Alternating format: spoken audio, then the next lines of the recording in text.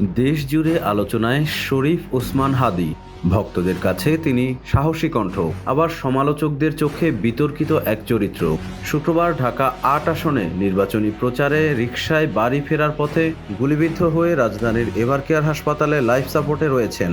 দলমত নির্বিশেষে তার জন্য দোয়া করছেন সবাই। প্রশ্ন উঠছে, কেন বারবার আলোচনায় আসেন এই মানুষটি? কেন তাকে বলা হয় প্রচলিত রাজনীতির মাঠে ব্যতিক্রমী হাদী? ১ মাস আগেই ওসমান হাদী জানিয়েছিলেন বিদেশি ফোন নম্বর থেকে তিনি হত্যার হুমকি পাচ্ছেন। শুক্রবার সেই আশঙ্কায় বাস্তব রূপ নেয়। হামলাকারীদের পরিচয় নিয়ে সামাজিক যোগাযোগ মাধ্যমে নানা দাবি থাকলেও পুলিশ আনুষ্ঠানিকভাবে এখনও কিছু জানায়নি। বিএনপি, জামাত, এনসিপি সহ বিভিন্ন রাজনৈতিক দল এই হামলার নিন্দা জানিয়েছে। অনেকের মতে এটি নির্বাচন বানচালের ষড়যন্ত্রের অংশ। ঝালকাঠির নলসিটি থেকে উঠে আসা শরীফ ওসমান হাদী জুলাই অভ্যুত্থানের আগে কোনো রাজনৈতিক দলের ব্যানারে পরিচিত ছিলেন না। তার বাবা ছিলেন একজন মাদ্রাসা শিক্ষক। নেসারাবাদ কামিল মাদ্রাসায় পড়াশোনা শেষে তিনি ভর্তি হন ঢাকা বিশ্ববিদ্যালয়ের রাষ্ট্রবিজ্ঞান বিভাগে। শিক্ষাজীবন শেষে একটি বেসরকারি বিশ্ববিদ্যালয়ে শিক্ষকতাও করেছেন তিনি। জুলাই অভ্যুত্থানের পর ইনকিলাব মঞ্চ গঠন করেই আলোচনার কেন্দ্রবিন্দুতে আসেন হাদী। ইনকিলাব মঞ্চের ঘোষিত লক্ষ্য অধিকার, ন্যায় ও স্বাধীনতার জন্য সংগ্রাম। শোষণ ও অত্যাচারের বিরুদ্ধে দাঁড়িয়ে একটি স্বাধীন, ন্যায়সঙ্গত ও সার্বভৌম বাংলাদেশ গড়া।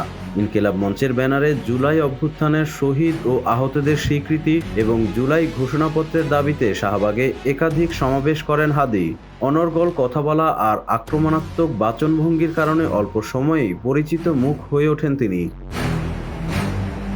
আওয়ামী লীগের পতনের পর রাষ্ট্রপতির পদত্যাগের দাবিতে বঙ্গভবনের সামনে বিক্ষোভে অংশ নেন হাদী। আওয়ামী লীগের কার্যক্রম নিষিদ্ধের দাবিতেও রাজপথে সরব ছিলেন। ধানমন্ডি ৩২ নম্বরে বঙ্গবন্ধুর বাড়ি ভাঙার সময়ও উপস্থিত থাকা এবং গোপালগঞ্জে এনসিপি নেতাদের ওপর হামলার পর শাহবাগ থানার সামনে বিক্ষোভ, এসব ঘটনায় তার কিছু বক্তব্য বিতর্কের জন্ম দেয়। কেউ সমালোচনা করেছেন, কেউ আবার সাহসী কণ্ঠ হিসেবে প্রশংসা করেছেন। জাতীয় নাগরিক কমিটির সদস্য হয়েও তিনি দলে যোগ দেননি।